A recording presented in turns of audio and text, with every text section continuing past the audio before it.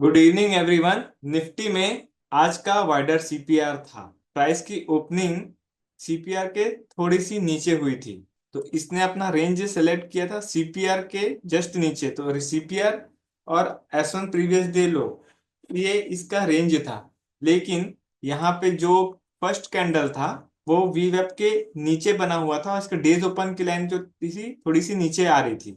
तो days open की line नीचे आ रही थी और प्राइस की जो ओपनिंग है वो बॉटम सेंट्रल पिवोट पे हो रही थी। तो यहाँ पे वी वेब के आसपास ही इसकी ओपनिंग होती है। वी वेब के नीचे 20 में कॉम्बिनेशन था। प्राइस जो जा रहा था वो वी वेब से ऊपर की तरफ में चला गया। ये जो थर्ड कैंडल है ऊपर की तरफ में चला गया। अगर सेकंड कैंडल वी वेब को टच करके वापस नीचे की तरफ में आ जाता और 20 में से नीचे आ जाता, तो फिर नीचे की तरफ में ट्रेड बनता। लेकिन यहाँ पे कई लोग ट्रैप हो गए थे। 9:25 का जो कैंडल है ये थोड़ा सा नीचे आने के लिए किया, तो यहाँ से वापस बाउंस कर गया।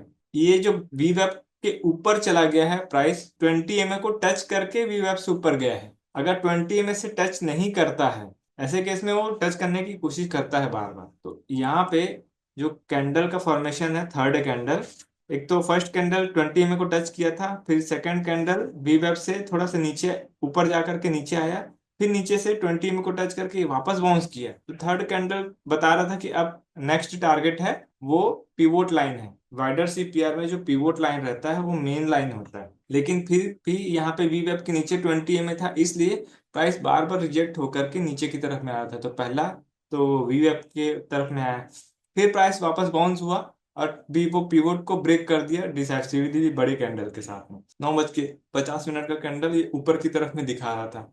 लेकिन अगर हम प्रीवियस डे का चार्ट को देखते हैं, तो यहाँ पे भी एक तो स्विंग आ रहा था जो कि 2:05 का था।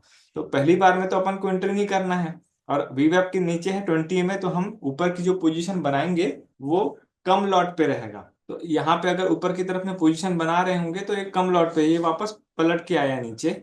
और जब ये वीवेब को नीचे की तरफ में डिसाइसिवली ब्रेक कर दिया था, तो टारगेट इसका नीचे आ रहा था। लेकिन यहाँ पे क्या हुआ, जो कैंडल बना है 10:10 का कैंडल, ये मारूबोजू कैंडल है। तो मैंने क्या बताया, जब भी ना वाइडर सीपीआर का केस रहता है ना, अगर कोई बड़ा कैंडल बनता है तो उसी पे लोग एग्जिट करते हैं। तो ये वाला जो कैंडल है भले डिसाइसिवली नीचे की तरफ में ब्रेक कर रहा था, लेकिन इसमें ना प्रॉफिट बुकिंग आई नीचे की तरफ में। तो जैसी प्रॉफिट बुकिंग आई, प्राइस धीरे धीरे पलट के वापस बाउंस कर गया ऊपर की तरफ में। अगर ये वापस वी वेब को टच करके नीचे की तरफ में आता तो हमारा नेक्स्ट टारगेट क्या हो जाता, पहले डेज ओपन, उसके बाद फिर नेक्स्ट टारगेट 23,888 का हो जाना था। लेकिन ये नीचे आया नहीं, वापस पलट के ऊपर की तरफ में चला गया। तो जो इस कैंडल पे घुसे होंगे उनको लॉस हो गया। जब प्राइस यहाँ पे बाउंस हो गया ऊपर की तरफ में, तो ये जो वी वेब और 20 में को डिसाइसिवली बड़े कैंडल के साथ में ब्रेक किया है, तो वो फिर से पीवोट पे चला गया।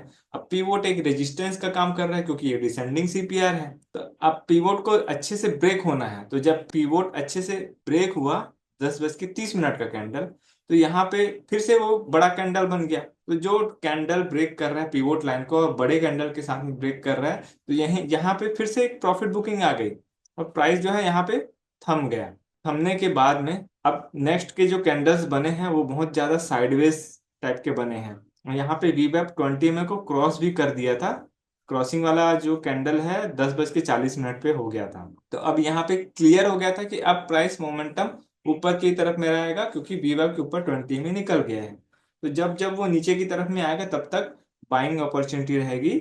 अगर कॉल बाय की अपेक्षा अगर पुट सेल करेंगे तो ज्यादा बेनिफिट होगा, मैंने ये भी कहा था। तो जिसने पुट सेल किया है उसको बढ़िया प्रॉफिट मिला होगा, और जो कॉल बायर्स हैं उनको सावधानी ये रखना है कि बड़े कैंडल पे नहीं एंट्री करना है। आपको जब वी वेब के पास में आएगा तभी एंट्री करना है।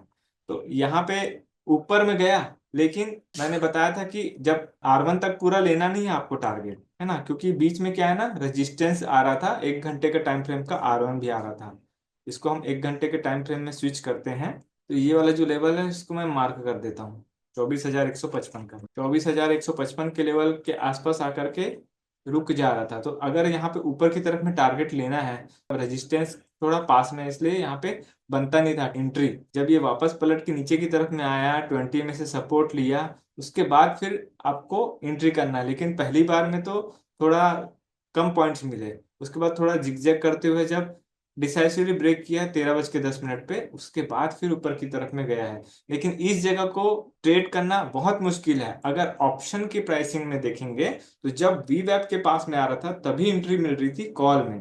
पुट सेलर के लिए तो इजी था कि पुट सेल भाई, सिंपल सी बात है, जब वो वीवैप को नीचे की तरफ में ब्रेक करेगा तब नीचे की तरफ में टारगेट मिलेगा। लेकिन कॉल बायर्स के लिए थोड़ा प्रॉब्लमेटिक है। हाँ, अगर आप का ट्रेड छूट गया है, मान लीजिए ऊपर की तरफ में चला गया है और आप कॉल बायर ही हैं, तो ऐसे केस में जब वीवैप के पास में आएगा तब एंट्री करेंगे। और मान लीजिए आपका उसमें भी ट्रेड छूट गया है, जब ये ऊपर की तरफ में जा रहा है, जैसे प्राइस बड़ा कैंडल बना के ऊपर गया, जैसे ये कैंडल है बड़ा बना ऊपर की तरफ में, आप वहां पे कॉल सेल कर दो तो वो वापस पलट के आएगा। फिर ऊपर जा रहा है बड़े कैंडल से तो फिर से आप कॉल सेल कर दो, फिर नीचे आएगा। फिर ऊपर जा रहा है तो फिर से कॉल सेल कर दो, फिर नीचे आएगा। फिर यहाँ पे ऊपर में गया बड़े कैंडल, आप फिर से वहां पे कॉल सेल कर दो। कॉल सेल करने से फायदा ये रहता है कि वाइडर सीपीआर रेंज के अंदर में ही ज्यादातर चलना है और वो पलट के वापस आ जाता है, डीके होगा क्योंकि।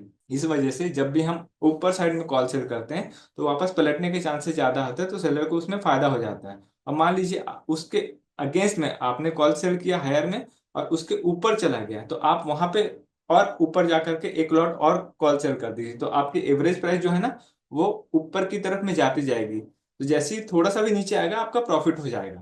तो ऐसे केस में हम अगर मान लीजिए ऊपर की तरफ में चला गया है प्राइस, तो आप ऊपर में कॉल सेल कीजिए। लेकिन कॉल सेल तभी करना है जब कॉल में बड़ा कैंडल बने तब। 24,155 का लेवल यहाँ पे रेजिस्टेंस का काम कर रहा था। भले ही वीवैप के ऊपर 20 में था, लेकिन 20 में से जो प्राइस ऊपर की तरफ में जा रहा था तो धीरे धीरे करके छोटा छोटा टारगेट मिल रहा था। जब कॉल बाइंग के लिए देखेंगे तो सिनेरियो मैंने समझा दिया है। आज का मार्केट इसी टाइप का चला है। सर मेरा पर्सनल क्वेश्चन ये है कि कल आपने जब क्लास लिया तो उस टाइम पे एनालिसिस किया और ये बताया कि कल मार्केट जो है डाउन साइड जाएगा, हम्म। और आज मार्केट जो है अप्रोक्स नियर अबाउट 250 पौने 300 पॉइंट ऊपर गया है।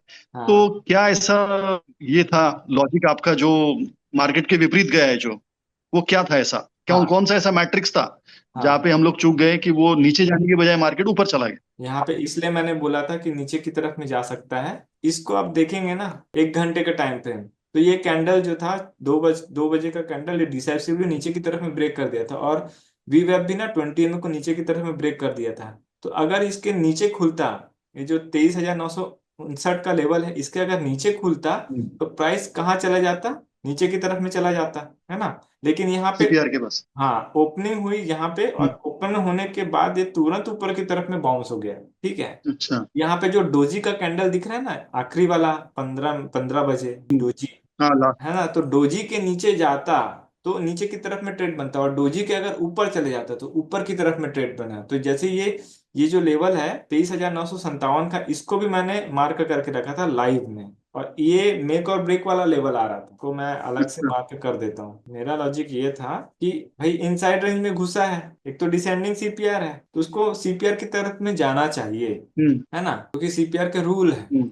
अब ये नहीं गया, ये वापस यस। बाउंस हो गया ऊपर की तरफ में, तो वापस बाउंस हो गया तो हमको ऊपर का ट्रेड बनाना है। तो अब ऊपर की तरफ में जो भी ट्रेड बना उसमें इसने पहले ही जो 2 कैंडल में इसने ऊपर की तरफ में ऐसा पहुंचाया कि बाकी टाइम पूरा साइडवेज रह गया मार्केट। तो जब साइडवेज है तो हम बताया हूं कि जब वी वेब के ऊपर 20 में निकल जाता है तो आपको तो पूरा R1 की तरफ तो लेना नहीं है, हाफ लेना है।